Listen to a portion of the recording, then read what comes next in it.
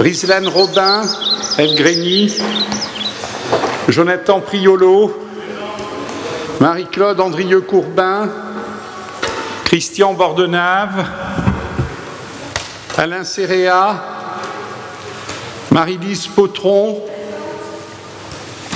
Jean-Charles Gauthier, Gilbert Blanc, Denise Miguel, Alain Plazy. Anne Sauquet a donné pouvoir à Denise Miguel jusqu'à son arrivée. Bernard Michel Bosviel, Farida Moubi, François de Madaillan a donné pouvoir à Gilbert Blanc, Martine Rosé, Alain Banquet, Marie-Hélène Scotti, Joël Kerdraon, Gaël Blanc-Lajaunie, Dominique Rousseau, Christiane Delpont, Fabien Ruet, Cécile Labarthe, Sylvie Chancogne, Jacqueline Simonet, Cédric Zappera, Robert Richard, Paul-Henri Gallon. Bien. Mesdames, Messieurs, avant que nous commencions d'abord la désignation d'un secrétaire de séance, dans l'ordre du tableau, c'est Denise Miguel, si elle en est d'accord. Pas de problème, pas d'opposition. Je vous propose ensuite d'approuver le procès-verbal de la séance du 19 février dernier.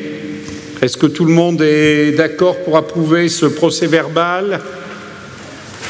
Personne ne s'y oppose, personne ne s'abstient. Le procès-verbal est approuvé. Avant que nous abordions l'ordre du jour qui est conforme, alors avec malgré tout deux dossiers posés sur table qui ont été un petit peu modifiés. C'est des modifications. L'une c'est de l'information sur le versement d'une prime exceptionnelle aux agents exposés pendant la crise, sur laquelle figure d'abord la prime de l'abattoir que nous n'avions pas présentée en commission, mais il nous paraît préférable on l'avait évoqué, mais il nous paraît préférable de délibérer dessus, et d'autre part la liste des services concernés, ce qui répond aux demandes d'un certain nombre d'élus. Et d'autre part, en ce qui concerne le plan communal de sauvegarde, nous avons rajouté sur les acquisitions de masques 5000 masques tissus à destination des agents de la ville de Bergerac, qui est une commande qui a été faite il y a plusieurs semaines. Voilà, il n'y a pas d'opposition sur ces différents points. Donc je voudrais dire, avant que nous commencions ce conseil, nous avons appris la disparition d'un ancien adjoint de la municipalité de Bergerac des années 70-80, monsieur Michel Clergeau. Michel Clergeau avait été adjoint, je crois, dans l'une des municipalités de Michel Manet. Il avait exercé d'importantes responsabilités au centre communal d'action sociale. Bon, c'est quelqu'un qui s'était toujours passionné pour la vie publique. Il a passé son enfance et sa jeunesse à Pantin, en Seine-Saint-Denis. Dès cette époque, il participait, il prenait part beaucoup à la vie publique. Il était entré dans l'enseignement. Il a enseigné notamment au Maroc. Il a été à 2 reprises principal de collèges nouvellement constitués. D'abord à Salis de Béarn, puis ensuite ici à Bergerac, au collège Eugène Leroy. Alors son épouse, qui elle aussi s'intéressait beaucoup à la vie publique, l'avait précédé au conseil municipal et il lui a succédé ensuite et il y est resté pendant un certain nombre d'années. Et je rappelle aussi que nous pouvons avoir une pensée pour son fils Bernard Clergeau, qui a été longtemps le conservateur du musée du tabac, du musée national du tabac. Voilà. Donc je vous propose que Michel Clergeau était quelqu'un que nous connaissions tous, je pense, qui était quelqu'un qui aimait la discussion, le débat, qui était une personnalité vraiment fortement reconnue ici à Bergerac. Je vous propose que nous ayons respections 1 minute de silence à sa mémoire.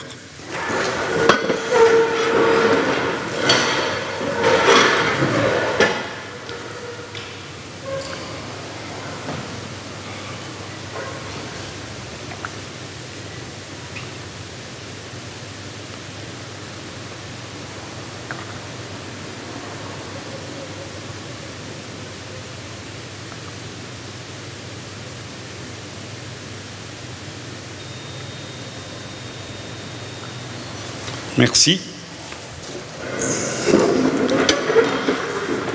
Bien.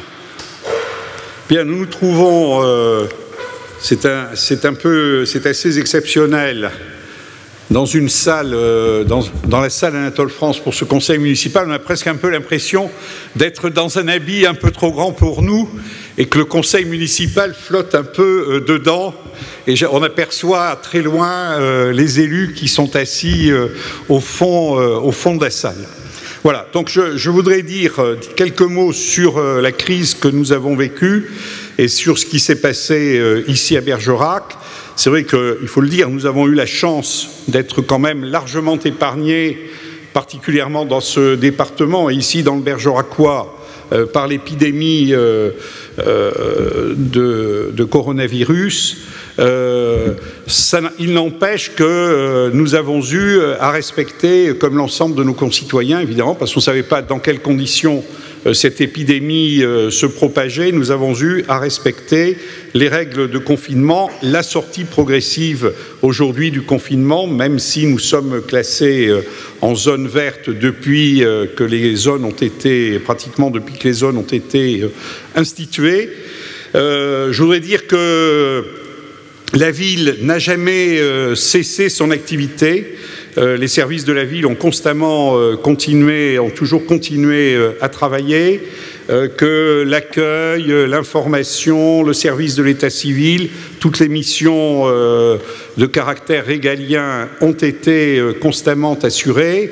Je voudrais dire aussi que tout ce qui touche à l'action sociale aussi a été constamment pris en charge, que ce soit le centre communal d'action sociale qui est toujours resté ouvert, que ce soit les différentes institutions qui dépendent de la ville, la maison d'accueil temporaire, les résidences autonomie.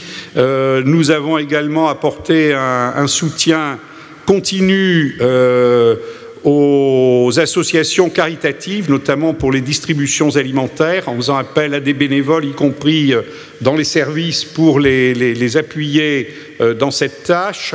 Je voudrais rappeler aussi que tout au long de cette période, la ville a participé à l'effort sanitaire au sens large, avec l'approvisionnement en masques. C'est une question sur laquelle nous reviendrons peut-être plus longuement à l'occasion de la délibération qui sera consacrée plus spécifiquement à cette question. Le centre municipal de santé, qui a également fonctionné de façon continue, son action étant d'ailleurs facilitée du fait que les consultations par téléphone ont été autorisées par accord avec la Caisse nationale d'assurance maladie. Également, tout l'effort qui a porté, alors la sécurité, j'ai évoqué la sécurité sanitaire, mais je voudrais évoquer aussi l'action de la police municipale qui a été constamment présente pour assurer le respect des règles de sécurité, des gestes barrières. Le fait aussi qu'en permanence, nous avons réussi à assurer la continuité de la chaîne alimentaire. L'abattoir a constamment fonctionné. Je voudrais dire d'ailleurs à ce propos qu'il y a eu avant la crise un rapport extrêmement sévère de la Cour des comptes à l'égard des abattoirs municipaux des villes moyennes. Je pense qu'au regard de ce qui s'est passé et du rôle qu'ont joué notamment un abattoir comme celui de Bergerac, je pense que le jugement de la Cour des comptes pourrait être sérieusement révisé. Également, la cuisine centrale qui a fonctionné de manière continue, la distribution de repas aux personnes âgées et bien sûr aussi les marchés qui n'ont jamais été interrompus sur Bergerac. Voilà, tout un ensemble d'actions pendant la période de confinement, et je le dis, pratiquement tous les services ont continué à fonctionner. Nous le verrons d'ailleurs, puisqu'il y aura une délibération pour l'attribution de primes aux agents qui étaient engagés de la façon la plus continue et qui étaient également engagés de la façon la plus exposée.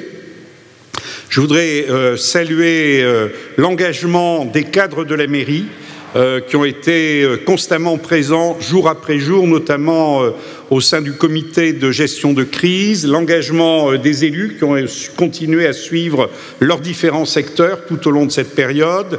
Et puis, je voudrais remercier aussi le courage et la présence des fonctionnaires de la ville qui ont non seulement rempli les missions auxquelles ils sont habitués, mais qui ont souvent accepté de remplir des missions qui n'étaient pas leurs missions habituelles, mais parce qu'il fallait qu'on prenne en charge un certain nombre d'actions qui ne sont pas dans la pratique courante des services de la ville de Bergerac. Voilà. Donc tout cet effort a été assuré. Ce que je voudrais dire aussi, c'est que nous avons ensuite commencé à préparer assez tôt, parce qu'on a parlé de déconfinement il y a déjà plusieurs semaines. Nous avons eu à préparer des mesures de déconfinement qui ont concerné la reprise des écoles. Il nous paraissait indispensable de favoriser la sortie du confinement. D'abord parce que nous sommes dans une région qui était, je le répète, largement épargnée par la crise. Ensuite, parce qu'il est indispensable à un moment que la vie sociale puisse reprendre dès lors que les signes d'un recul de l'épidémie sont suffisamment forts. Et puis, et également parce que, je dirais, il y avait quand même beaucoup de personnes qui étaient engagées, les soignants en particulier, les soignants, les libéraux, l'hôpital, tous ces acteurs qui étaient constamment en première ligne, les services de la ville, les services de police, police municipale, police nationale, gendarmerie. Je précise aussi parmi les actions qui ont été menées, la garde des enfants des soignants. Donc tous ces acteurs, à un certain moment, il était nécessaire qu'ils puissent être un peu relayés par ceux qui avaient été placés en position plus à l'écart des risques au cours de la période de confinement. Donc il nous paraissait nécessaire d'entrer rapidement dans ce processus de déconfinement. C'est ce qui nous a conduit à décider, à partager avec l'Éducation nationale l'ouverture des écoles, 3 classes dans un premier temps dans les écoles maternelles et élémentaires, et puis à partir de lundi dernier, la totalité des classes, à l'exception des toutes petites classes et de petites et moyennes classes de maternelle, pour lesquelles il nous paraissait que le respect des gestes barrières était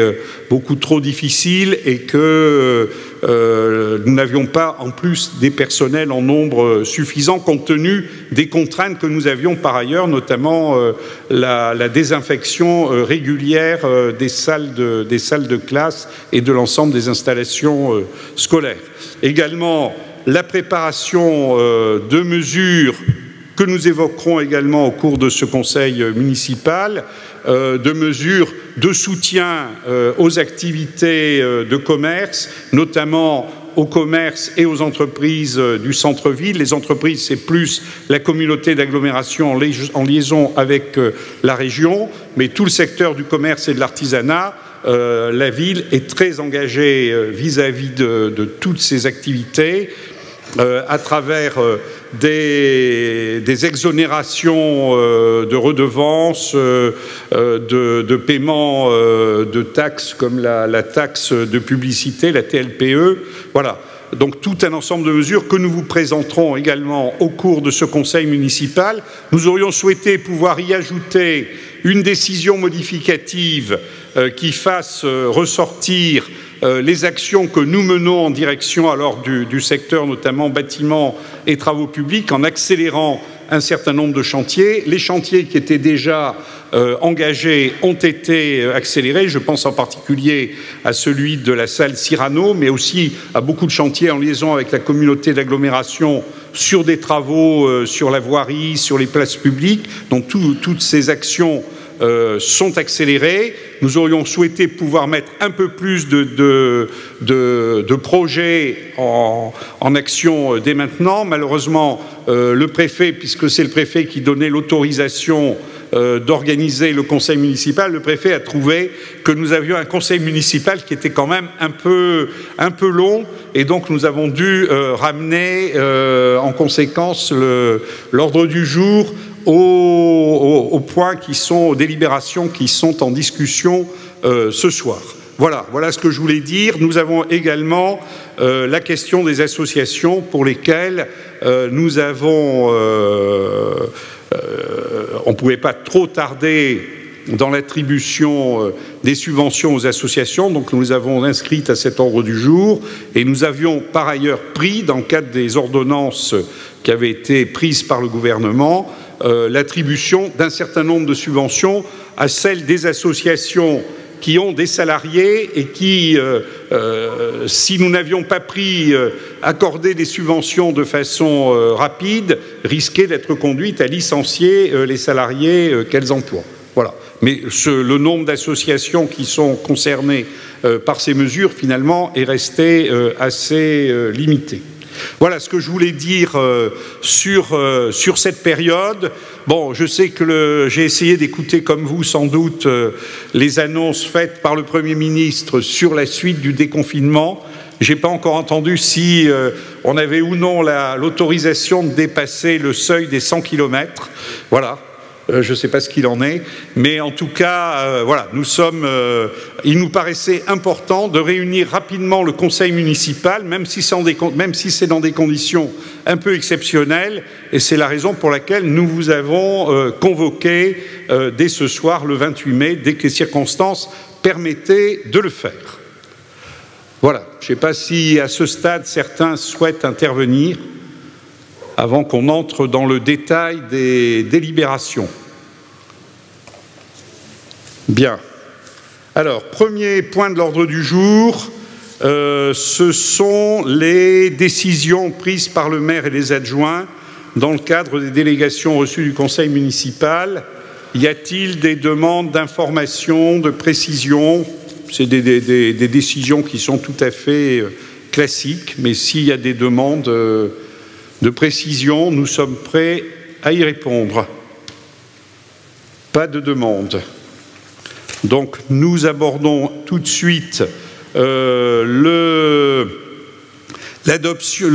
l'examen des délibérations. Alors oui, on aurait peut-être dû commencer par ça. Normalement, vous savez qu'un conseil municipal est ouvert au public.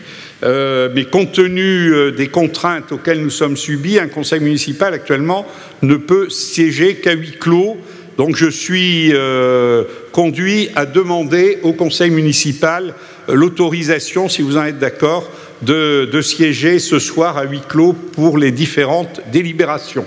Alors qui est favorable à ce qu'il y ait, à ce que l'on applique le huis clos, sans quoi nous ne pourrions pas délibérer?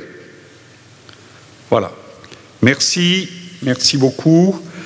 Donc, premier sujet, l'attribution des subventions de l'année 2020.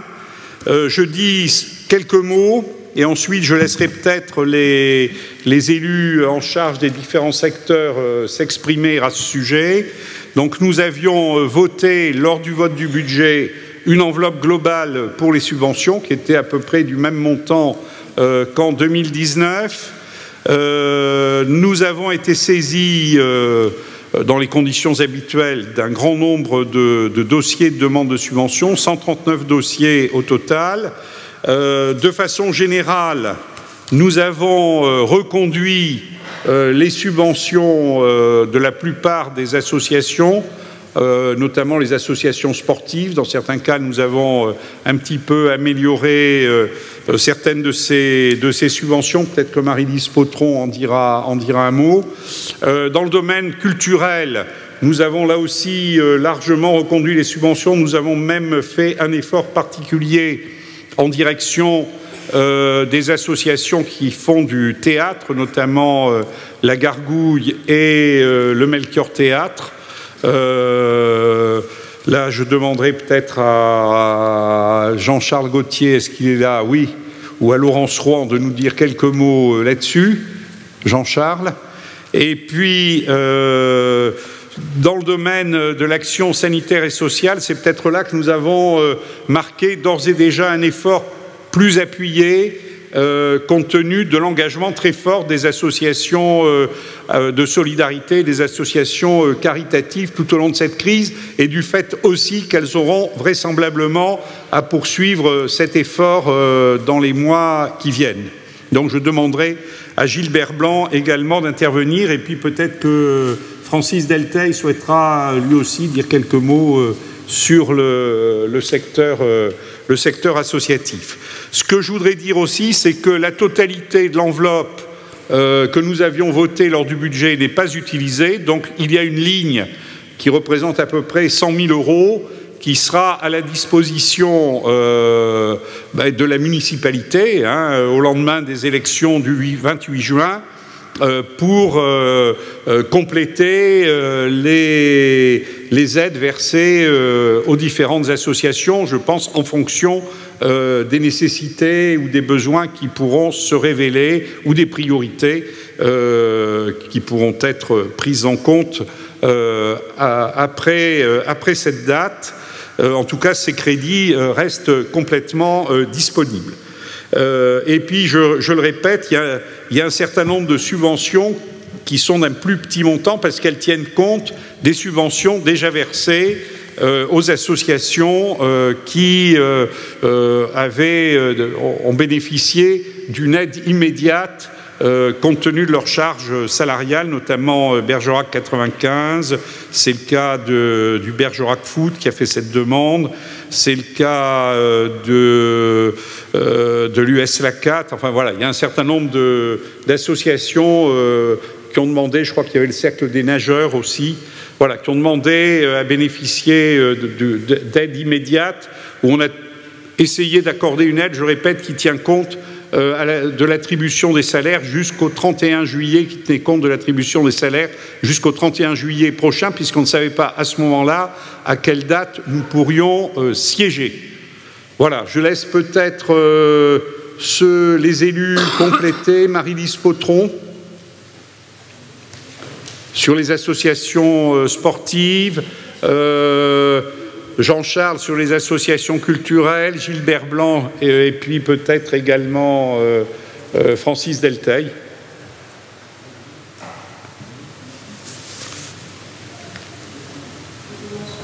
Mais vous voyez, il n'y a pas de... Bon, on va commencer par les femmes.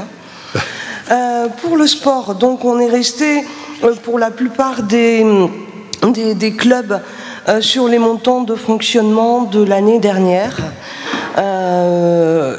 Quand il y a des petits écarts, ce sont des attributions supplémentaires pour les bourses emploi ou la mise à disposition du personnel. C'est le cas donc pour le club Stella, où la mise la bourse emploi a augmenté. Un petit nouveau aussi dans l'ordre sur ce tableau, Nayac City Bergerac, avec une subvention de départ de 2 000 € pour la création d'une équipe de futsal. Voilà, on a essayé de... On sait très bien que les clubs aussi sont victimes du Covid, que la prochaine saison sera très très très dure. Donc c'est vrai que cette enveloppe pourra peut-être aussi permettre de subvenir à des besoins, peut-être à sauver des clubs durant la saison. Tu veux continuer, Jean-Charles? Jean-Charles Gauthier. Merci. Oui, pour les associations culturelles, nous avons maintenu le même taux qu'en 2019 pour les associations, avec une augmentation pour le théâtre, notamment le Melchior Théâtre, avec 2 000 € de plus, et le théâtre de la Gargouille, qui passe de 4 500 à 6 000 €. Ceci pour soutenir le théâtre à Bergerac, Et je précise que pour Jaspourpre, la subvention est beaucoup plus basse à leur demande, puisqu'il y a des spectacles qu'ils ne pourront pas faire, et ils ont d'ailleurs remboursé les sommes qu'ils avaient déjà touchées. Oui, sauf les frais qu'ils avaient déjà engagés. Oui. Voilà, c'était incontournable. Et également, nous avons, pour le collectif Les Arts à Souhait, nous avons fait une augmentation par rapport à leur programmation qui est passée de 2 400 à 4 000 €. Pour les autres associations, nous avons maintenu la même somme qu'en 2019. Gilbert Blanc, merci. Gilbert Blanc. Oui, merci Monsieur le maire. Dans le cadre de la solidarité du CCAS, il est vrai que nous avons été tous, bien sûr, avec un travail considérable depuis le départ, la mise en place des mesures dans le cadre du coronavirus. Donc, il est certain que là, il a fallu que tout le monde puisse y travailler. Donc, dans ce cadre-là, dans le cadre des subventions, 25 ont été étudiés. Vous avez vu, vous avez le tableau. Sur les 25, vous en avez 14 qui ont eu les mêmes subventions pour les mêmes subventions, et vous en avez 12 qui ont eu une augmentation de subventions, et 3 qui ont une diminution, bien sûr, avec à leur demande, pratiquement à leur demande. Le budget 2019 était de 1 112 109. Le budget 2020 est de 1 120 000. Il reste à attribuer 88 826. 1 031 174 ont été attribués. Dans ce cadre-là, les associations caritatives, on a mis en place des réunions tous les lundis avec les présidents d'associations, que ce soit la Croix-Rouge, le Secours populaire, les Restos du Cœur ou l'accueil de jour, sur bien sûr le déroulement de cette mise en place et le nombre de personnes qui étaient dans le besoin. Nous avons eu une augmentation considérable, c'est-à-dire qu'un exemple, c'est en ce qui concerne l'accueil de jour, on servait entre 50 et 70 repas jour, on est passé à 180 repas jour, et dans le cadre du Secours populaire, une augmentation aussi considérable, et puis après, bien sûr, la Croix-Rouge qui nous a bien aidés, et les Restos du Cœur par la suite qui ont repris 8 à 10 jours après, bien sûr, la mise en place, parce que ces réunions ont permis d'avoir un travail ensemble et une continuité dans le cadre de l'effort qu'il fallait faire, bien sûr, pour aider les personnes extérieures. Ce n'est pas terminé, puisque nous sommes toujours sur le terrain tous, puisque l'aide aux personnes les plus démunies va continuer pour nous, en ce qui nous concerne, les 4 associations, jusqu'à fin juin. Dans le même, pareil, exactement dans le même sens, en faisant ce qu'on fait à l'heure actuelle, avec les repas servis à l'accueil de jour pratiquement tous les jours, mardi, mercredi, jeudi et vendredi. Et puis après, on verra pour l'été, pour une continuité qui est au moins jusqu'au mois de septembre. Voilà. Donc c'est vrai que ça a été un travail considérable, et toutes les personnes qui ont contribué au social ont travaillé, ce que disait le maire tout à l'heure, monsieur le maire. Il est certain que les fonctionnaires qui sont, que ce soit au CCAS ou dans l'équipe de la solidarité, étaient là. Ils étaient tous là et ils ont vraiment participé à cette cohésion sociale qui était nécessaire. Voilà. Merci. Francis Delteil. Oui, voilà. Alors, ces propositions concernent les subventions attribuées à des associations en charge par VAE. Il s'agit de 18 associations. Sur les 18, 11 ont été reconduites en l'état, 5 ont été augmentées suivant les dossiers. Et pour les 2 dernières, elles sont conditionnées à la possibilité de réalisation d'animation cet été, suivant le cas, elles seront attribuées ou non. Voilà. Merci. Y a-t-il des questions ou des observations? Bien. Pas de questions, pas d'observations. Si, Madame Robin-Rislan. Je ne sais pas si vous en rappelez au moment des arbitrages par rapport aux subventions, c'était posé la question pour les sourds de Bergerac. Oui. Effectivement, on s'était posé la question de savoir de quelle association il s'agissait. On en avait 2. On avait association sourds et malentendants, 2447, et puis on avait association pour les sourds de Bergerac. C'était une nouvelle association, et bien évidemment, disons, l'objectif était de demander ou de faire en sorte à ce que ces deux associations se rapprochent et qu'elles puissent travailler ensemble. Je me suis renseignée de mon côté. Oui. En fait, il s'agit d'une jeune association bergeracoise. Cela fait à peine une année qu'ils sont constitués. Ils travaillent principalement pour les personnes donc, sur Bergerac.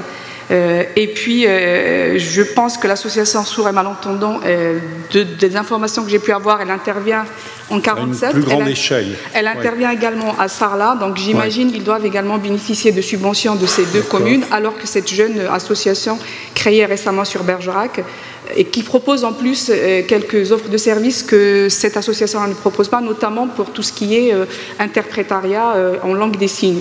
Donc moi, je souhaiterais que leur demande soit éventuellement revue, ou je ne sais pas dans quel cadre. Écoutez, moi je crois que le cadre il est simple. Je crois qu'il faut qu'il soit rencontré. Bon, c'est vrai que là, dans la période actuelle, ça n'a jamais été très facile parce que c'était pas facile d'organiser ce genre de rencontre. Mais je répète, il y a des sommes importantes, il y a une ligne importante avec des sommes importantes de subventions qui restent à attribuer aux associations. Donc je pense que la municipalité, d'après le 28 juin, je pense que ça sera, elle aura pour charge, entre autres, de pouvoir répartir cette ligne, et qu'effectivement, il faudra soigneusement examiner à ce moment-là la demande de cette association. C'est vrai que la question des sourds et malentendants a souvent été un peu, il faut reconnaître, un peu ignorée à Bergerac. D'abord parce que vous le dites très justement, la principale association agit à l'échelle d'Ordogne et Lot-et-Garonne, qu'elle était beaucoup plus active à Périgueux qu'à Bergerac. Et c'est vrai qu'agissant à une échelle aussi vaste, elle était peut-être quelquefois un peu loin des préoccupations des personnes qui avaient besoin d'elle. Donc je pense qu'effectivement, ça mériterait, et on essaiera de les voir de toute façon rapidement, et peut-être qu'effectivement, lors d'un prochain conseil municipal, il serait peut-être bien de leur attribuer aussi une subvention. Voilà. Y a-t-il d'autres observations? Pas d'autres observations. Alors, qui est pour? Voilà, et c'est un accord unanime. Donc, nous passons à la délibération suivante, la création d'emplois saisonniers. Marie-Lise Potron. Non, je ne fais pas d'erreur là. Si, c'est bien ça. Marie-Lise Potron pour les emplois saisonniers. Merci, monsieur le maire. La loi numéro 84-53 du 26 janvier 1984, modifiée article 3.2, permet de faire appel à du personnel saisonnier. Afin de répondre aux accroissements saisonniers, d'activité dans les services de la ville, il est proposé la création des emplois suivants. 6 postes de surveillant de baignade à temps complet au service des sports, lac de Pombonne. 5 postes d'agent des espaces paysagers à temps non complet à hauteur de 80 heures sur la période de travail. 2 postes d'agent d'accueil à temps non complet à hauteur de 34 heures par semaine dans le cadre de la rétrospective. Concernant Pombonne, nous avons ouvert 2 postes supplémentaires par rapport à l'an passé, puisque nous allons proposer une ouverture de 11h à 20h à la place de 11h30 à 18h30, donc pour la plage de Pombonne, si possible à partir du 15 juin. Toute modification à ces dispositions entraînera, si besoin, la prise d'une nouvelle délibération. Il est donc proposé au conseil municipal de créer ces 13 emplois saisonniers, d'autoriser le maire à procéder au recrutement correspondant. Les crédits correspondants sont inscrits au budget chapitre 012. Merci. Je voudrais ajouter deux précisions. Donc sur Pombonne, on a pensé qu'il fallait ouvrir plus largement que d'habitude les possibilités de baignade. Je veux dire qu'à côté de ça, nous sommes en train de travailler avec le service politique de la ville et en liaison avec la communauté d'agglomération sur un plan général d'activités à proposer aux jeunes de Bergerac et au-delà de l'agglomération au cours de l'été qui vient, parce qu'il y a sans doute un certain nombre de jeunes qui ont l'habitude de partir, qui n'auront peut-être pas la possibilité de partir cette année. Il nous paraît important de leur offrir un plus grand nombre d'activités qu'habituellement pendant l'été, des possibilités de sortie, de camps, d'activités sportives, culturelles, peut-être aussi des activités de formation, parce que je vois qu'il y a un certain nombre de demandes qui s'expriment dans ce sens-là. Voilà, en tout cas, je pense que il faudra, dans la mesure du possible, ce plan, l'essentiel de ce plan sera prêt à entrer en action au début de l'été.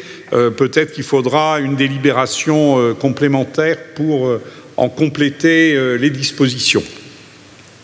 Voilà ce que je voulais dire, mais en tout cas, c'est en cours de préparation. Deuxième remarque que je voudrais faire, c'est les échanges qu'on a chaque année avec Repentigny au Québec. Les jeunes Québécois ont pensé un temps qu'ils allaient pouvoir venir, finalement ils n'ont pas la possibilité de le faire, et les jeunes bergeracois n'ont pas la possibilité de partir. Donc ce qu'on pourrait peut-être essayer de suggérer à nos partenaires de Repentigny, c'est que l'an prochain, l'échange ne soit pas 2 jeunes de Bergerac contre 2 jeunes de Repentigny, mais 4 jeunes de part et d'autre, ce qui permettrait de rattraper voilà, le fait qu'il n'y a pas d'échange possible cette année. Voilà. Y a-t-il des questions ou des observations? Pas de questions, pas d'observations. Qui est pour? C'est adopté à l'unanimité. Renouvellement de mise à disposition d'un agent municipal au profit du comité d'établissement Eurenco, Francis Delteil. Merci, Monsieur le maire. L'établissement Eurenco et son comité d'établissement assurent la gestion d'un équipement sportif à destination du public. Depuis le 1er avril 2011, la ville de Bergerac met un agent municipal à disposition du comité d'établissement d'Eurenco à hauteur de 50% afin d'assurer des missions d'accueil, de secrétariat et de comptabilité. La rémunération de l'agent et les charges afférentes sont remboursées par le comité d'établissement d'Eurenco à la ville à hauteur de 50%. Il est proposé au conseil municipal de reconduire à compter du 1er avril 2020 la mise à disposition à 50% d'un agent municipal auprès du comité d'établissement d'Eurenco pour une durée de 3 ans, d'approuver le projet de convention de mise à disposition et d'autoriser Monsieur le maire à signer la convention avec le comité d'établissement d'Eurenco. Bien, c'est une délibération habituelle. Hein. Pas d'observation ni de questions. Qui est pour? Adopté à l'unanimité. Alors, versement d'une prime exceptionnelle aux agents exposés pendant la crise sanitaire pour faire face à l'épidémie de Covid-19. Nous avons décidé le versement de primes exceptionnelles. D'abord, nous l'avons fait dans un premier temps, même si ce n'est pas dans l'ordre de présentation qui est fait ici. Nous avons décidé de le faire d'abord pour les agents de l'abattoir. Je rappelle que l'abattoir a continué à fonctionner dans les mêmes conditions qu'auparavant, avec des mesures évidemment barrières et les agents de l'abattoir, au moment où on avait peu de masques, ont été prioritaires dans l'attribution des masques, évidemment.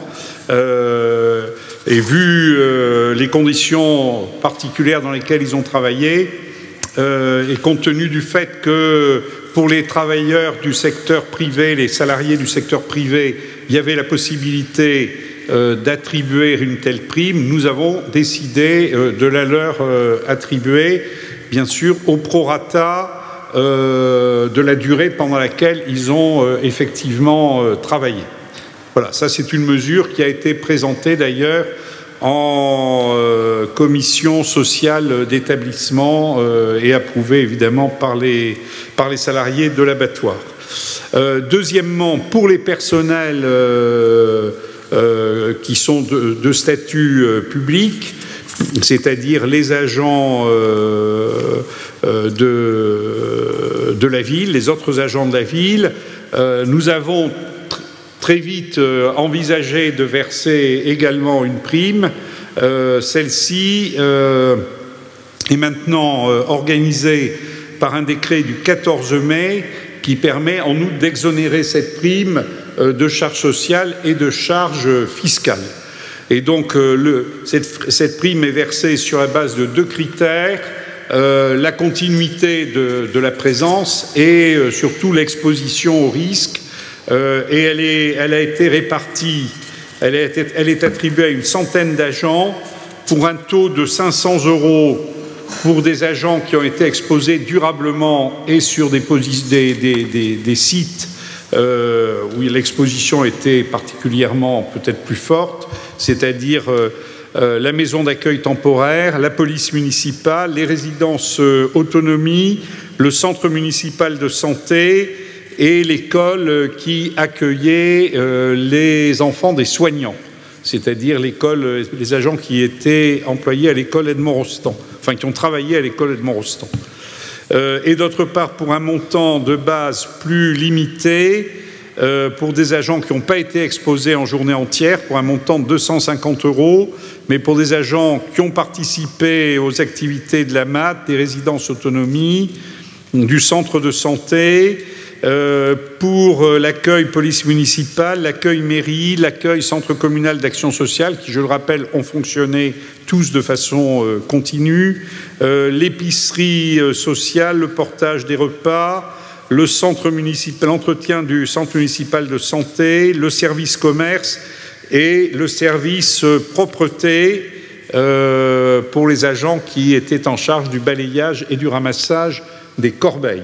Voilà. Soit pour un montant total de 18 000.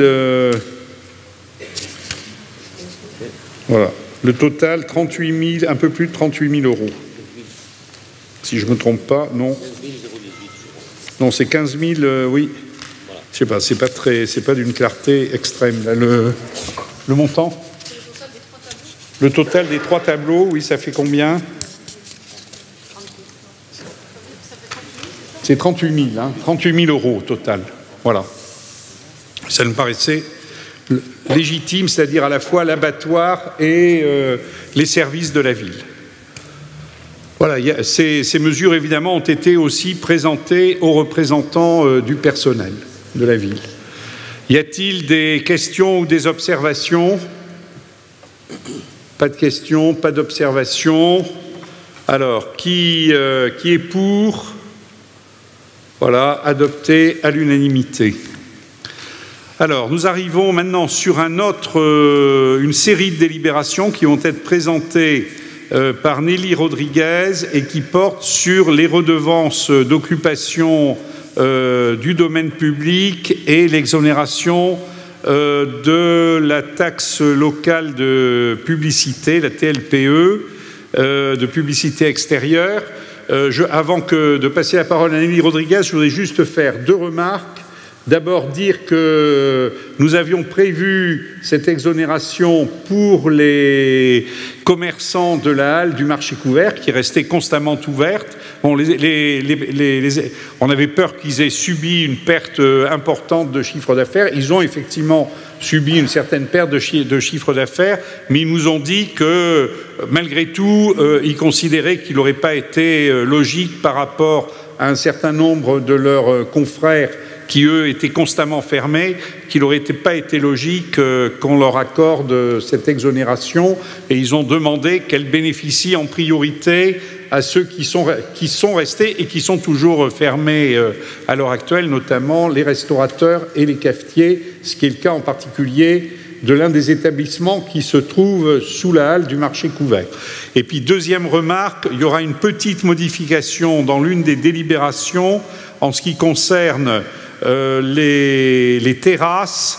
La date de référence, ça ne sera pas le 11 mai, mais ça sera la date à laquelle les restaurants et les cafés auront le droit de rouvrir avec une durée supplémentaire d'1 mois. Voilà, je laisse Nelly Rodriguez présenter ses délibérations. Merci Monsieur le maire. Donc l'épidémie de Covid-19 et les mesures de confinement mises en place depuis le 17 mars 2020 ont largement affecté l'équilibre financier des commerces et entreprises bergeracois.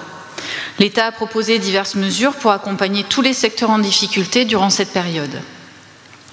En sus des aides proposées par l'État, la ville de Bergerac propose de soutenir également les entreprises en appliquant une remise gracieuse partielle des diverses redevances d'occupation du domaine public sur la durée du confinement.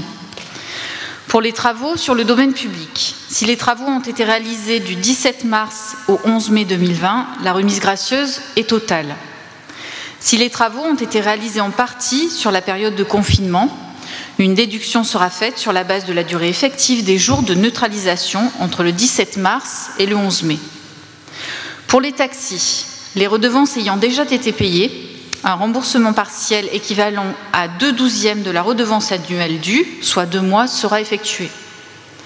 Pour le petit train touristique, le tarif 2020 est ramené à 586,87 € au lieu de 821,62 €, soit une réduction de 2/7 de la redevance due, sachant que l'autorisation de circuler est du 1er avril au 31 octobre. Pour les autocaristes de la société CFTA occupant le domaine public, le tarif 2020 est ramené à 58,64 € au lieu de 70,37 €, soit une réduction de 2/12 de la redevance due. Pour les loueurs de voitures, la redevance 2020 est ramenée à 499,61 € au lieu de 599,54 €, soit une réduction de 2/3 du deuxième trimestre dû. Pour les occupants des box de la halle du marché couvert, dont nous parlions précédemment, il est proposé d'accorder une remise gracieuse sur les mois d'avril et mai, à l'exception du restaurant La Cocotte des Halles, qui aura une remise gracieuse sur les mois d'avril, mai et jusqu'à autorisation de réouverture des restaurants, qui a donc été annoncée ce soir et qui sera effective à partir du 2 juin. Plus un mois. Plus un mois ? Non, plus un mois, c'est sur les terrasses, monsieur le maire. Pas oui, pour les box. Oui, mais pour leur terrasse, ils ont. Oui, mais c'est après. C'est sur l'autre délibération. Ils ont aussi une terrasse. On va le voir sur l'autre délibération. D'accord. Il est donc proposé au conseil municipal d'en délibérer. Bien. Mais on peut présenter peut-être les 3 délibérations, hein, ça, parce que voilà, il vaut mieux que le débat, s'il y a débat, qu'il soit d'ensemble et alors, on votera après délibération par délibération, mais il vaut mieux avoir l'ensemble du dispositif. Alors, je continue effectivement sur les terrasses, les étalages et les droits de place des marchés. Donc là où on est sur la durée du confinement plus un mois. Donc la ville de Bergerac, en sus des aides proposées par l'État, a proposé de soutenir les entreprises sur l'objet précité, donc les terrasses, les étalages et les droits de place des marchés allant du 17 mars à la date de fin du confinement, plus un mois. Alors plus précisément, pour les terrasses, il est proposé de réduire les redevances des terrasses de 4/7, donc les terrasses estivales étant autorisées du 1er avril au 31 octobre, en s'attachant bien sûr à la date de fin du confinement pour ces établissements qui a été arrêtée au 2 juin. Les commerçants qui auraient payé la redevance des terrasses à réception de l'arrêté d'occupation du domaine public seront bien évidemment remboursés par virement administratif conformément aux dispositions contenues dans l'acte administratif. Pour les étalages, il est proposé de réduire les redevances des étalages de 3/12 et de déduire l'avoir correspondant sur la prochaine facturation prévue au 1er septembre 2020. Pour les droits de place des marchés, les abonnés règlent des droits de place abonnement en début de période.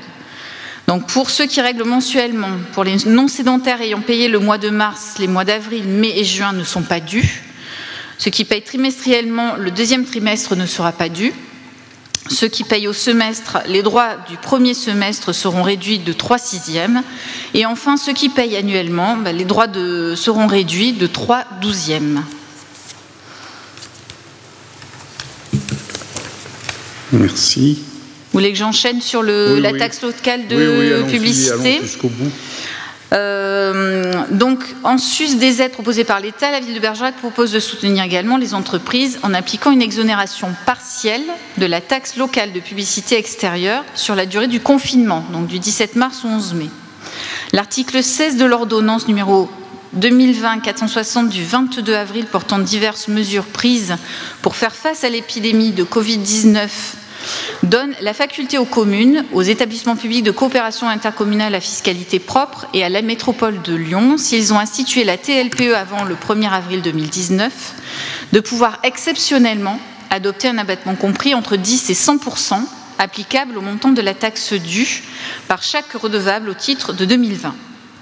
Le niveau de cet abattement est fixé par une délibération de l'organe délibérant adopté avant le 1er septembre 2020. Il est proposé de réduire la TLPE de 2/12e, soit 17%, lors de la mise en recouvrement qui aura lieu à partir du 1er septembre 2020. Il est proposé au conseil municipal d'en délibérer. Voilà, je voudrais ajouter quelques éléments. D'abord, outre ces mesures, nous sommes en discussion avec SAGS sur des mesures de gratuité qui sont déjà en application, c'est-à-dire 1 heure gratuite, non pas une demi-heure, mais 1 heure gratuite dans les parcs en enclos République et Gambetta toute la semaine. Cette mesure s'applique d'ores et déjà sur les mois de mai et juin, et également la gratuité en mai et juin des samedis après-midi sur la totalité de la voirie de Bergerac. Alors, nous sommes en discussion avec SAGS sur le coût exact de la prise en charge de ces dispositions, et nous avons un soutien là-dessus, un soutien financier de la CAB de l'ordre de 40 000 €. Bon, des extensions pourraient être prévues en cours d'année, d'ici la fin de l'année. On avait envisagé le mois de septembre, peut-être aussi le mois de décembre, voilà. Mais ça, c'est des choses que nous avons commencé à discuter avec les commerçants. Et sur le coût des exonérations qui sont déjà prévues ici, on a un coût total de d'au moins 114 000 €, ce qui est un montant qui n'est pas négligeable. Alors, il est évident qu'on aura peut-être des demandes d'extension. Je pense notamment aux restaurateurs et aux cafetiers qui ont été quand même très durement touchés par cette crise, et qui auront beaucoup de mal peut-être au début à redémarrer. Donc je pense que le conseil municipal sera peut-être amené ultérieurement à redélibérer sur des extensions éventuelles de prise d'exonération de certains droits, compte tenu de la manière dont les choses vont évoluer. Mais il nous paraissait pas raisonnable de prendre des mesures qui aillent au-delà d'un horizon de 2 mois, 2 à 3 mois, parce qu'on ne sait pas comment les choses vont se passer. Ensuite, on est obligé de tenir compte des ressources de la ville, des recettes de la ville. Je rappelle qu'on est là-dessus sur du fonctionnement, qu'en principe, sur le fonctionnement, on ne peut pas avoir de déficit. Donc, il faut qu'on ait une gestion assez rigoureuse. La crise se traduit pour nous, bien sûr, par d'importantes pertes de recettes. On a en contrepartie, on récupère, on a des moindres dépenses, je pense en particulier sur les fluides, le chauffage, la consommation de carburant, etc. Donc voilà, on est en train en ce moment de chiffrer tous ces éléments. Bon, je pense que s'il y a volonté d'aller un peu plus loin, je pense que... Et puis on ne sait pas non plus quels seront les points, finalement, les secteurs qui auront le plus besoin d'aide à échéance de 2 ou 3 mois, et il paraît préférable de voir comment les choses évoluent.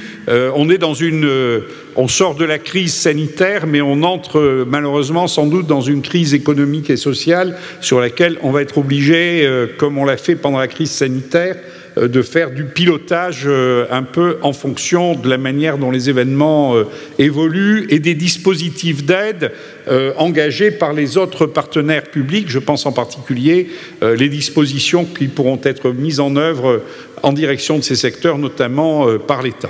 Voilà. Donc c'est la raison pour laquelle nous présentons l'ensemble de ces dispositions qui, je le répète, représentent d'ores et déjà un effort qui se situe entre 120 et 150 000 €. Voilà. Y a-t-il des questions ou des observations? Monsieur Gallon. Oui, merci Monsieur le maire. Simplement pour vous faire remarquer que par rapport à la délibération numéro 16, je pense que je ferais mieux de m'abstenir. Ah, je pense, pour ne pas rentrer en conflit d'intérêts. Je pense. Par contre, je suis apte à voter pour la 8 et la 9. D'accord, très bien. Donc vous voulez que je sorte ou... Non, mais vous ne prenez pas part au vote, vous ne votez pas. Bien, merci. Voilà. Bon, pas d'autres questions ou observations. Alors, on va reprendre chacune des délibérations. La 7, remise gracieuse des diverses redevances d'occupation du domaine public, qui est pour. Voilà, c'est adopté donc à l'unanimité, moins l'abstention, voilà, la non-participation de M. Gallon. La délibération numéro 8, remise gracieuse sur les redevances d'occupation du domaine public pour les terrasses, écalages et droits de place des marchés, avec la modification concernant la halle du marché couvert. Voilà, qui est pour. Bien, adopté à l'unanimité. Et exonération de la TLPE pendant la durée du confinement du 17 mars jusqu'au 11 mai, qui est pour. C'est adopté. Donc nous arrivons à la délibération suivante, dénomination de voie allée Caroline Aigle. Liliane Brandely. Merci Monsieur le maire. Oui, il a été demandé par la communauté d'agglomération de procéder à la dénomination de la voie qui mènera au centre aquatique du Bergeracois, l'Aqualude. En effet, suite à la création du centre aquatique du Bergeracois sur la zone d'activité des sardines, il est nécessaire de dénommer la voie qui mènera à l'Aqualude. Caroline Aigle, née le 12 septembre 1974, a intégré Polytechnique en 1994. En 1997, à 23 ans, elle intègre l'armée de l'air et débute sa formation au pilotage. Et en 1999, Caroline Aigle est la première femme pilote de chasse à être affectée au sein d'un escadron de combat de l'armée de l'air sur Alpha Jet. En 2000, elle est affectée à la base aérienne de Dijon sur Mirage 5. En 2005, à 31 ans, elle devient commandant d'escadrille. Caroline Aigle est aussi une sportive accomplie, championne de France militaire de triathlon par équipe en 1997 et vice-championne militaire de triathlon par équipe en 1999. En 2007, Caroline Aigle est sur le point d'être sélectionnée comme astronaute à l'Agence spatiale européenne. Mais très malade, elle ne peut pas continuer les études d'astronomie qu'elle avait entreprises. Caroline Aigle est décédée le 21 août 2007 à l'âge de 32 ans et 11 mois. Le conseil municipal est appelé à dénommer la voie qui mènera à l'Aqualude, allée Caroline Aigle. Et je voudrais préciser aussi que Caroline Aigle a fait une partie de ses études à Bergerac et que sa famille a été longtemps présente, sa mère en particulier, a longtemps habité dans notre ville et que c'est le souhait, je crois, d'un certain nombre de personnes de Bergerac aussi que de voir reconnaître son engagement en donnant son nom à l'une des voies nouvelles de notre ville. Voilà. Pas d'observation. Qui est pour? C'est adopté à l'unanimité. Alors, nous arrivons au plan communal de sauvegarde. Dans le cadre du plan communal de sauvegarde, le PCS, voilà, la constitution d'un stock stratégique de masques tissus et de masques jetables. Voilà, on a beaucoup parlé de masques pendant toute cette période. D'abord pour dire que les masques n'étaient pas nécessaires, sauf quand on était sur les endroits les plus exposés. Et puis ensuite, on nous a dit qu'il fallait au contraire porter systématiquement des masques. Donc on a eu des discours quelque peu contradictoires. Mais je voudrais dire que cette affaire des masques, je crois qu'elle a été présente tout le temps. Je voudrais dire qu'au début, quand l'épidémie est apparue, la ville se trouvait à la tête d'un stock de 16 000 masques. Un stock de 16 000 masques, et je dois dire que si on avait ces 16 000 masques, c'est en grande partie grâce à l'intervention de Madame Marguin, qui est l'ingénieur en charge de la santé, salubrité à la ville, car on avait reçu des directives publiques nous demandant de détruire ces masques qui étaient théoriquement périmés, et qu'elle nous a, elle, conseillé de les garder. C'était il y a un an ou un an et demi, et ce que nous avons bien fait de faire, puisqu'au début de l'épidémie, nous avions ces 16 000 masques, dont 9 000 appartenaient à l'État, qui les a immédiatement réquisitionnés pour équiper les personnels soignants, et nous en avions nous-mêmes 6 à 7 000 qui nous ont permis d'équiper d'abord les personnels de la ville les plus exposés, je l'ai évoqué tout à l'heure, qui nous a permis d'équiper également les bénévoles qui intervenaient dans les distributions alimentaires organisées par les associations caritatives, d'équiper également, à un moment, on en a redonné aux soignants, qui, quand ils en ont eu davantage, nous en ont redonné ensuite, et on a pu aussi à un moment en donner à la communauté d'agglomération pour le ramassage des ordures ménagères. Donc ce stock de 16 000 masques a été extrêmement précieux, et je dirais qu'on a eu la chance de commencer cet épisode dans des conditions que n'ont peut-être pas connues toutes les collectivités. Bon, il nous est apparu très vite qu'il fallait renforcer le nombre de masques dont nous disposions.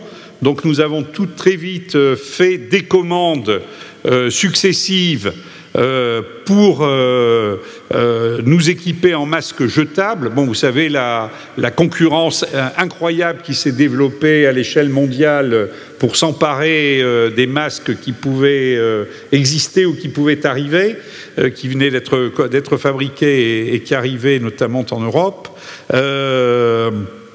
Nous avons pu, malgré tout, peu à peu reconstituer un stock de masques jetables qui est aujourd'hui de l'ordre de 30 000 masques, et il nous paraît indispensable que la ville ait en permanence un stock de ce niveau. Peut-être un stock plus important, il faudra voir, mais qu'on ait au moins un stock de ce niveau. En tout cas, c'est le double de celui que nous avions au départ. Nous avons également, dans le cadre d'une commande groupée avec la CAB, commandé 5 000 masques tissus pour les personnels de la ville, pour pouvoir donner à chacun des agents à terme un kit comportant 4 masques tissus.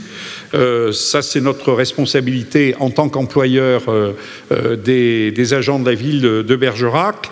Et puis, la question après, c'était comment fournir des masques à l'ensemble de la population, et notamment aux personnes les plus menacées, c'est-à-dire celles qui ont passé un certain âge et celles qui souffrent de pathologies. Il y a eu, je dois le dire, des initiatives bénévoles tout à fait remarquables et qui ont été très bien conduites pour fabriquer des masques de différentes associations.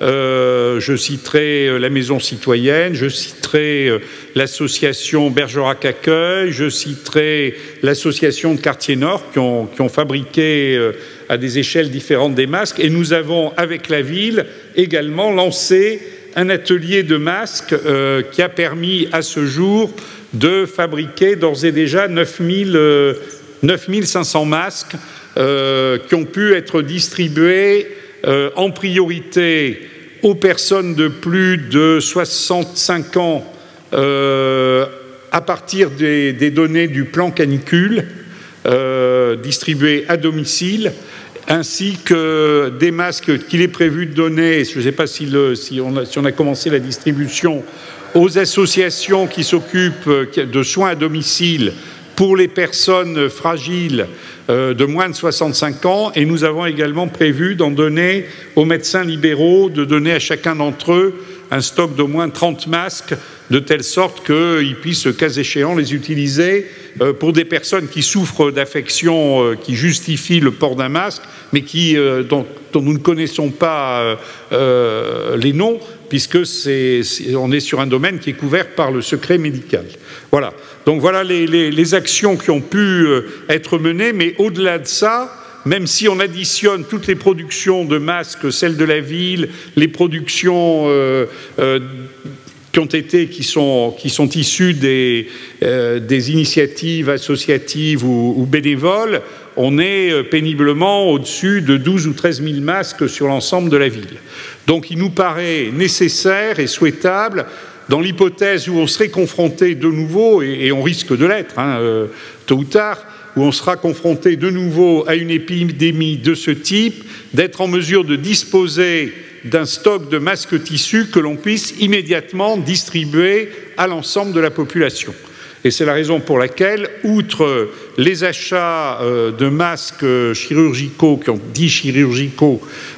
en papier et jetables que nous avons évoqués, à usage unique, des 5000 masques tissus que nous avons commandés et que nous devrions recevoir dans les prochains jours, nous vous proposons l'acquisition de 30 000 masques tissus supplémentaires. Peut-être que l'idéal à terme serait d'en disposer de 60 000 pour pouvoir, en cas de besoin, en donner 2 à chaque bergeracois. Mais déjà en avoir 30 000, pouvoir en donner 1 à chaque personne, ça nous paraîtrait quelque chose d'important.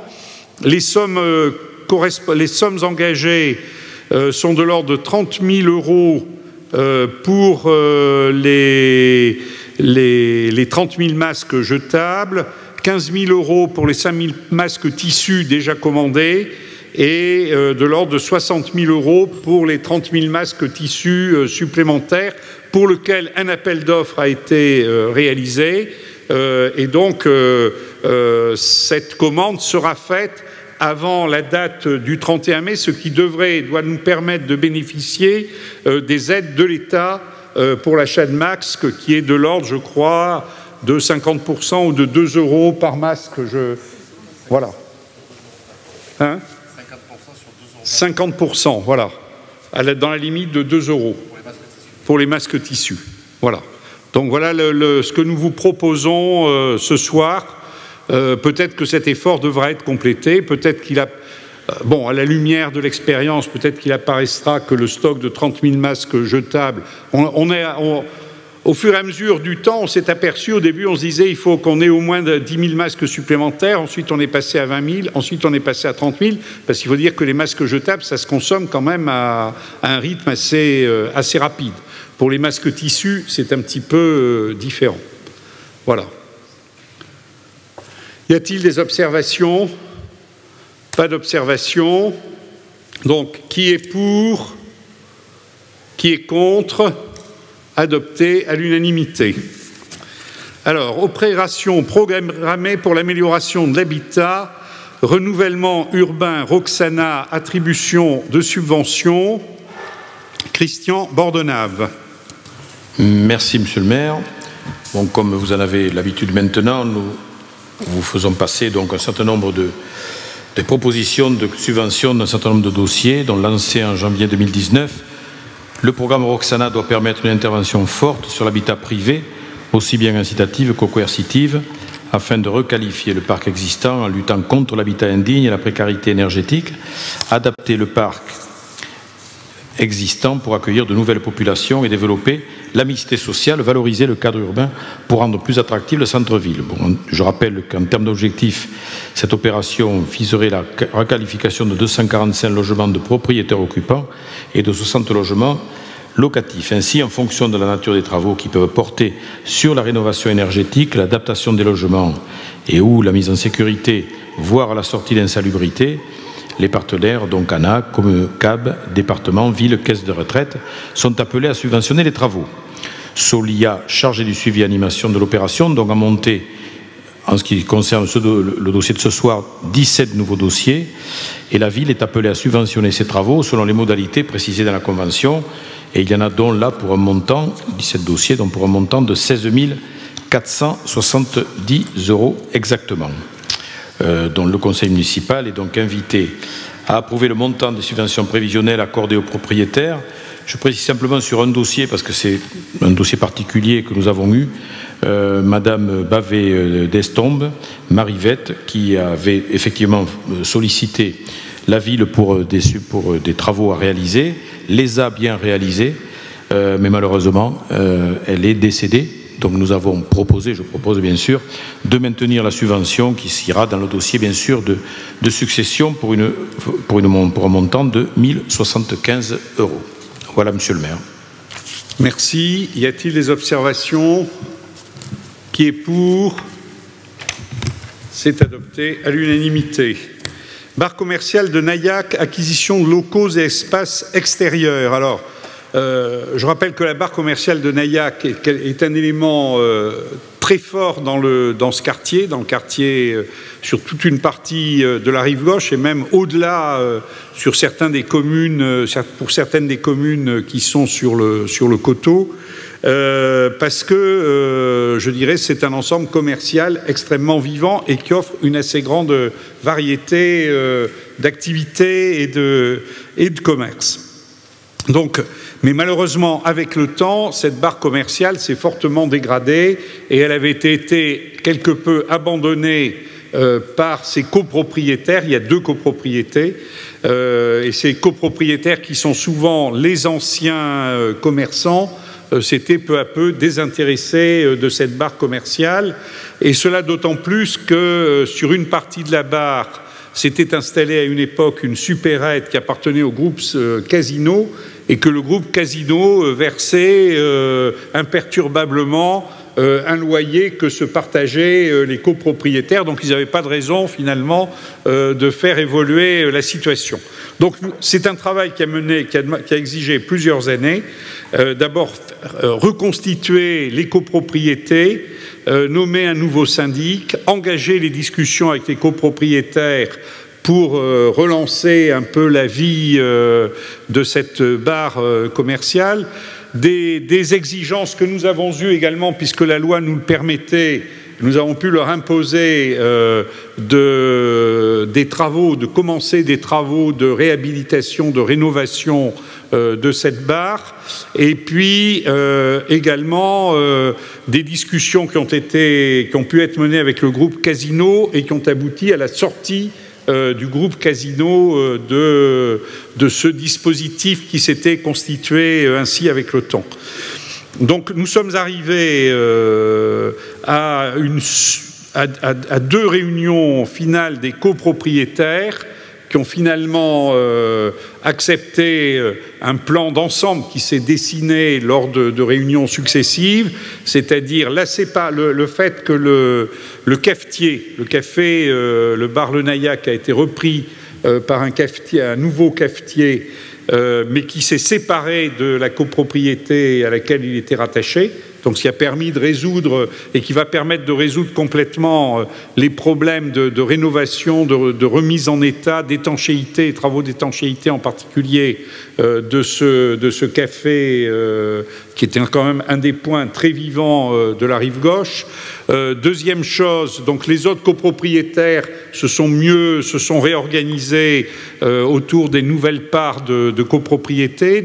La ville reprend les locaux pour une acquisition de l'ordre de 100 000 €, reprend les locaux qui étaient ceux de la supérette Casino, ce qui va permettre de disposer de locaux qui permettront soit d'implanter de nouveaux locaux commerciaux, soit d'implanter d'autres activités. Et la ville reprend également, pour l'euro symbolique, le parc de stationnement qu'elle était amenée à entretenir alors qu'il ne lui appartenait pas, mais de manière souvent un peu sommaire. Là, ça nous permettra de prendre en charge ce parc de stationnement sur lequel nous nous sommes engagés à ce qu'il n'y ait pas de stationnement payant, puisqu'on est sur un secteur périphérique. Voilà, donc tous ces éléments devraient contribuer à la transformation assez profonde qu'a connue ce quartier, avec l'ANRU, avec l'implantation de Pôle emploi, avec la reconstruction du centre social, avec la création d'espaces verts. Voilà, donc il y a vraiment une profonde transformation du quartier de Naillac qui, je crois d'ailleurs, est ressentie comme telle par l'ensemble des habitants.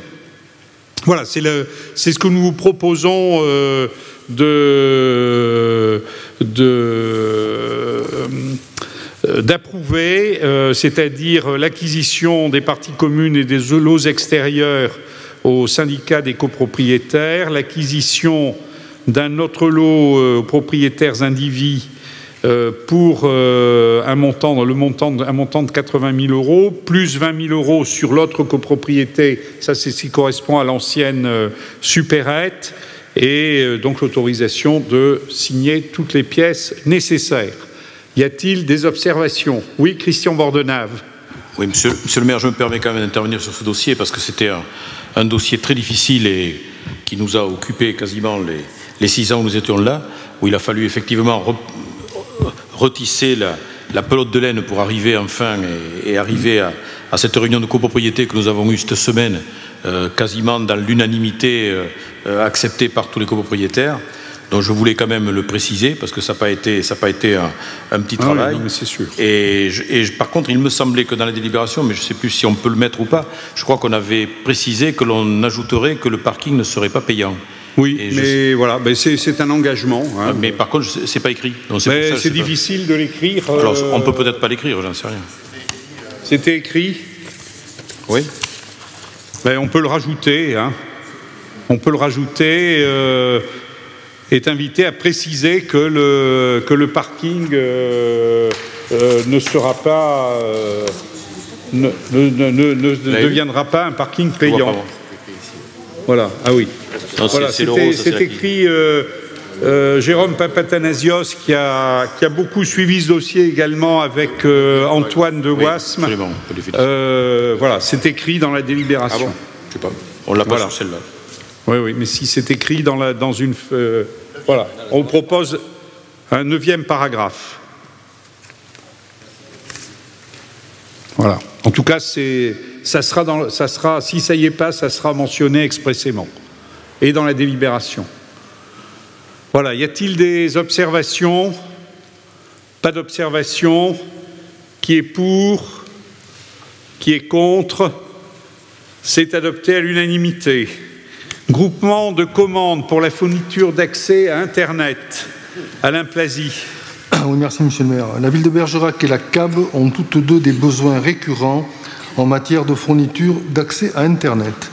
Il est apparu plus rationnel de les regrouper pour désigner des fournisseurs identiques et obtenir ainsi des tarifs plus compétitifs. La convention constitutive du groupement de commandes prévoit que la ville de Bergerac soit le coordonnateur.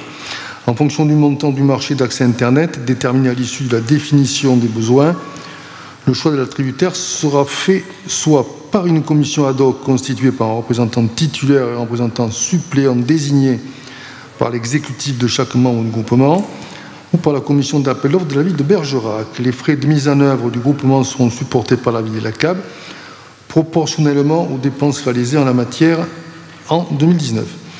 Il est donc proposé au conseil municipal d'approuver cette création pour la fourniture d'accès Internet entre la ville et la CAB et d'autoriser le maire à signer la convention constitutive de ce groupement de commandes. Bien. Y a-t-il des observations? Pas d'observation. Qui est pour? C'est adopté. Délégation de service public pour l'exploitation de la guinguette, avenant numéro 2, Marc Léturgie. Merci, Monsieur le maire. Par contrat de délégation de service public signé en mars 2017, la ville de Bergerac avait confié à la société Guinguette de Pombonne l'exploitation d'une guinguette jusqu'au 31 décembre 2020. Vous vous souvenez qu'en 2018, un incendie fin décembre a ravagé les locaux, ce qui n'a permis à l'exploitant que de réouvrir le 1er juillet 2019. Cette année, il est sous le coup de la crise coronavirus et bien évidemment, l'établissement est fermé et il ne réouvrira que quand il en aura l'autorisation. En conséquence, le gérant demande naturellement une exonération de tout ou partie de la redevance pendant la période de confinement, une prolongation du contrat de délégation de service public. Ainsi, le projet d'avenant à la convention de délégation de service public, soumis à la délibération, propose l'exonération d'un trimestre de la redevance, soit 1 750 €, ce que nous avions également fait l'année dernière pour l'incendie. Tant qu'il n'avait pas réouvert, la redevance était suspendue. il demande la prolongation de la durée d'exploitation d'une année supplémentaire. L'avenant modifie certaines conditions d'exploitation relatives notamment à l'hygiène et au nettoyage de la guinguette et de ses abords. On accorde un an de plus parce que, évidemment, les investissements qui avaient été faits préalablement aux fermetures qui sont apparues, eh bien, il avait prévu de les amortir sur une durée de travail plus longue que celle qu'il a pu vivre. Donc il est proposé au conseil municipal d'approuver l'avenant numéro 2 à la délégation de service public pour l'exploitation d'une guinguette, d'autoriser le maire à signer l'avenant. Merci. Y a-t-il des observations? Pas d'observation. Donc, qui est d'accord pour approuver cette délibération? Approuvé à l'unanimité. Bien, mesdames, messieurs, je voudrais dire que, voilà, comme beaucoup de maires, j'ai eu à accomplir 100 jours de mandat, j'aurais eu à accomplir 100 jours de mandat supplémentaire, puisque normalement, l'élection du second tour ayant lieu le 28 juin, je pense que la transmission, la dévolution du mandat se fera le 4 juillet, le samedi qui suit, comme c'est la tradition à Bergerac. Moi, ce que je voudrais dire, c'est que ces 100 jours, je le répète, se sont passés dans un esprit de service public partagé avec les fonctionnaires et avec les élus, qui se sont passés dans un esprit de solidarité avec les Bergeracois. Et je voudrais dire, contrairement à ce que j'ai entendu dire, ça s'est fait aussi dans un respect profond de la démocratie, puisque nous avons constamment informé nos concitoyens que lorsqu'il y a eu des décisions qui engageaient l'avenir, nous avons proposé, c'était le cas pour le lieu événementiel de la CAB, et c'était le cas également pour la rénovation du marché couvert, nous avons proposé à tous les têtes de liste de les rencontrer et de participer même aux réunions préparatoires, et que nous avons également eu la volonté d'organiser ce conseil municipal, c'est-à-dire de revenir devant l'ensemble du conseil municipal dès que les circonstances le permettaient. Et quant à l'ensemble des mandats que j'ai exercés ici à Bergerac, je voudrais dire que j'ai été heureux de servir notre ville à laquelle je suis attaché comme vous tous, et que j'ai été heureux aussi pendant toute cette période de débattre souvent avec les Bergeracois, plus sans doute que ce soir, mais les Bergeracois, pour la plupart d'entre eux, sont plutôt attachés au débat, et que même si le débat est quelquefois un peu épineux, un peu houleux, c'est quand même une des forces de Bergerac. Voilà ce que je voulais dire pour conclure, et dire que le fait que je ne reparte pas dans des fonctions municipales, ou je ne sollicite pas des fonctions municipales, ne m'empêchera pas de prendre part à d'autres batailles et à d'autres combats publics. Merci.